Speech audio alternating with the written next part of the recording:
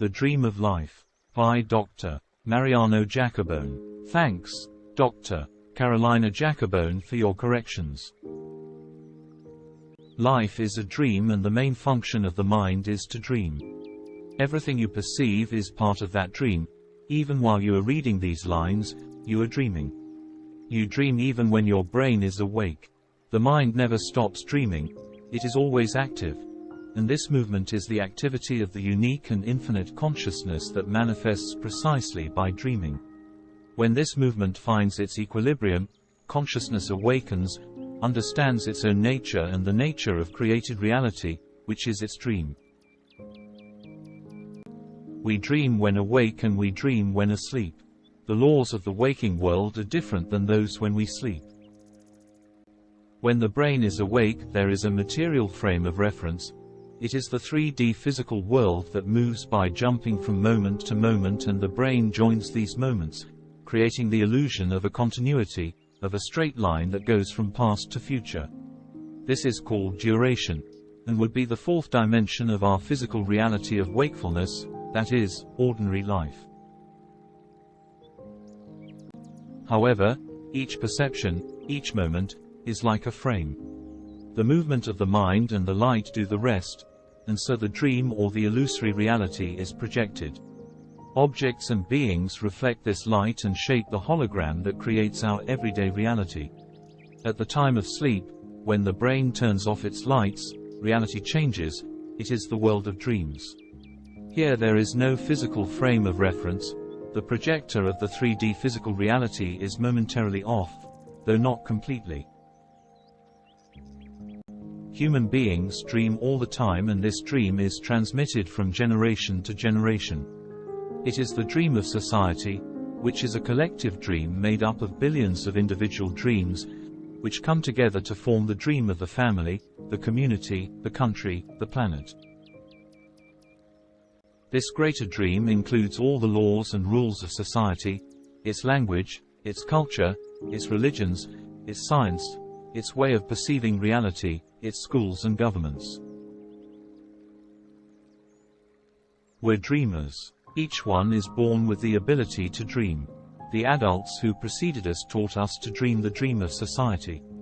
This external dream has so many rules, that from the cradle, they begin to catch the attention of children, in order to introduce these rules into their minds.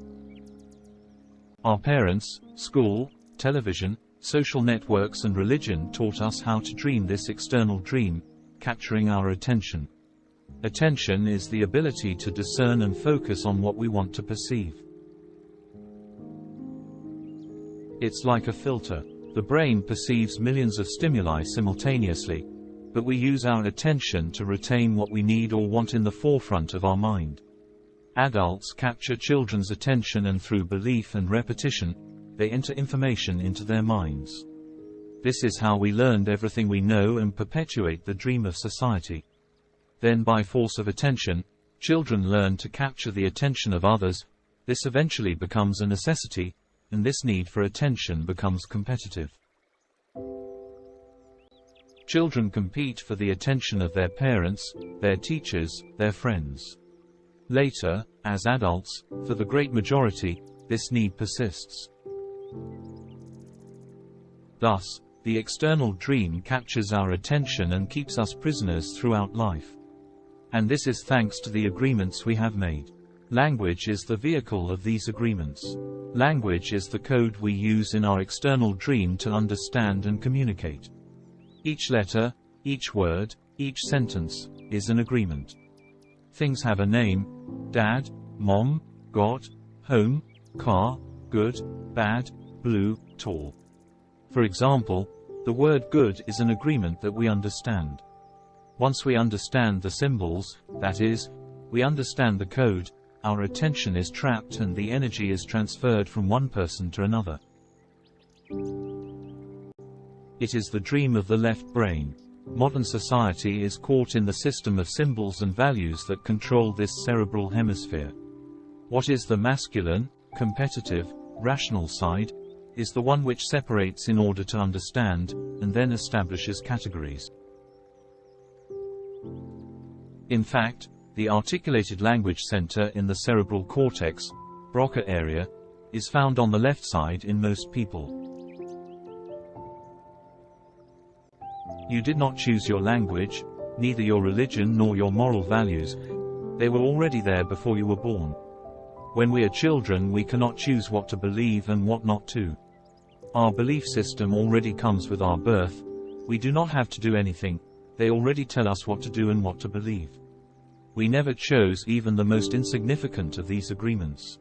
We do not even choose our own name, and this, like the surname, often comes with its own karma included.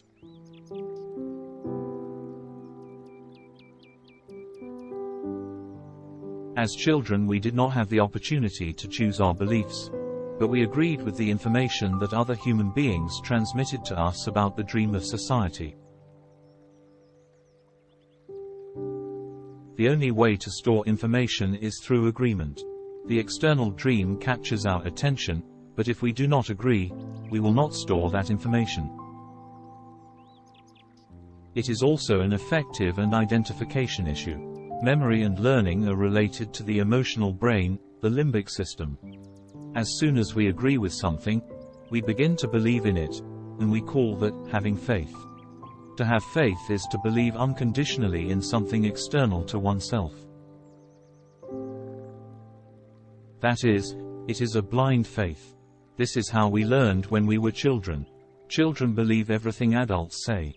We agreed with them, and our faith in them was so strong that the belief system that had been transmitted to us completely controlled the dream of our life.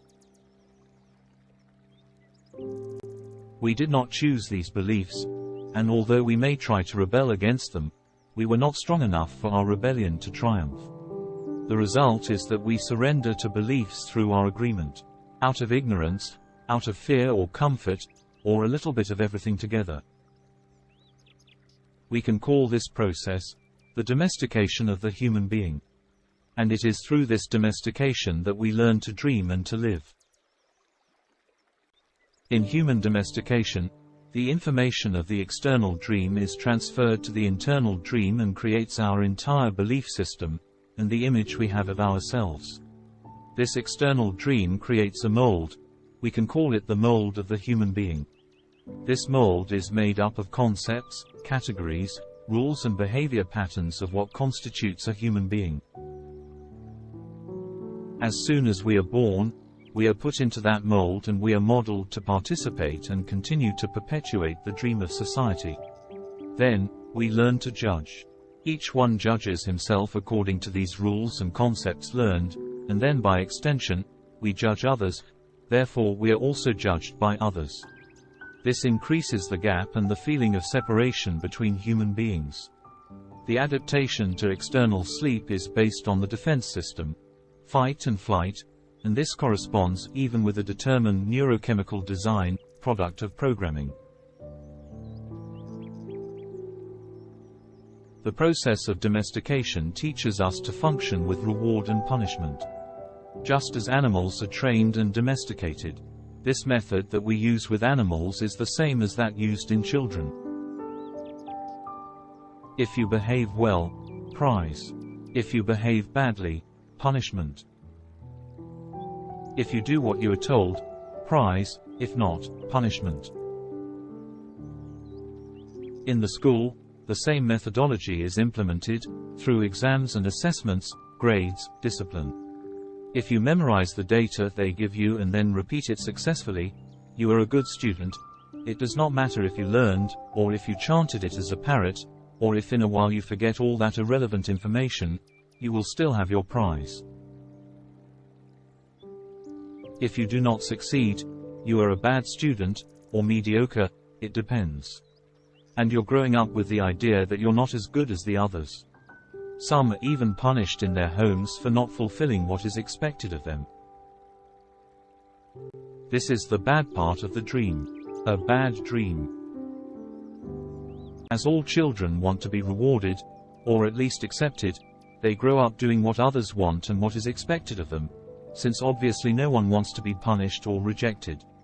And so, almost without realizing it, we began to pretend that we were what we were not, to avoid punishment and be accepted. It is safer to be and do what they tell you to be or what to do. After all, we were domesticated for that. And although at a certain age we began to rebel against adults and their ideas, and we wanted to defend our freedom and our convictions, we were not strong enough or independent enough to win.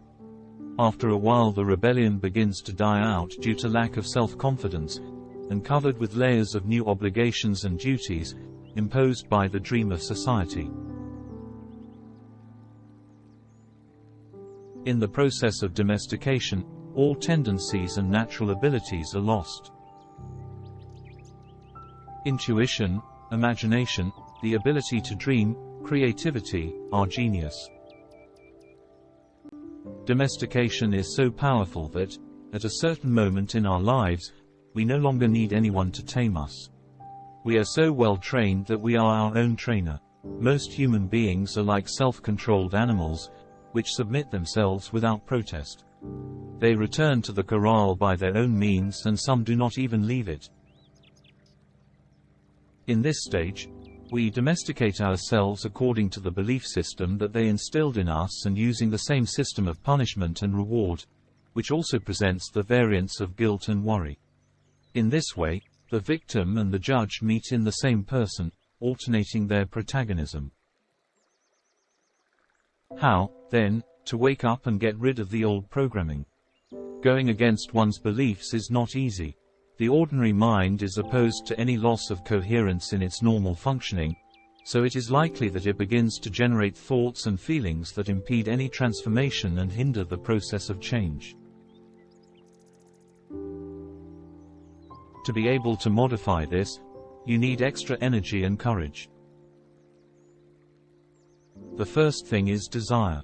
The desire to change, to experience new things, new points of view, learn and know each other. Get out of stagnation. Turn. This desire will generate confidence in itself. Trust is like a tree that grows and expands. It starts as a small seed, and with good soil and nutrition, it will become a tree, which in turn will bear fruit and more seeds. Trust is the fuel that ignites the fire of motivation, of action. It has its seat in the heart, which gives feeling and coherence to the faith. Faith is like the wood that grows and that will light the sacred fire. This faith is not external, it is a faith in itself, in its own spirit. That is why it is not blind, and that is why it can lead you wherever it is. This extra energy also generates a true implosion that will allow access to the ancestral memory and the capacity for deep reflection. Order and coherence appear in the internal system, and the brain balances its activity. It will increase concentration and subtle attention. The mind then becomes a powerful tool in the service of consciousness, which, like an instrument, will vibrate harmoniously. The ability to process information is optimized and enhanced, thus improving cognitive abilities. Wisdom and compassion naturally appear from this state of balance and mental calm, and you can understand the nature of reality and of yourself. Wake up from the dream, to realize that all life is a dream. A dream within a dream. Only now, you know it, and you can help awaken others. Thank you for watching our videos. If you haven't already, please subscribe to the channel. It helps us to spread the knowledge.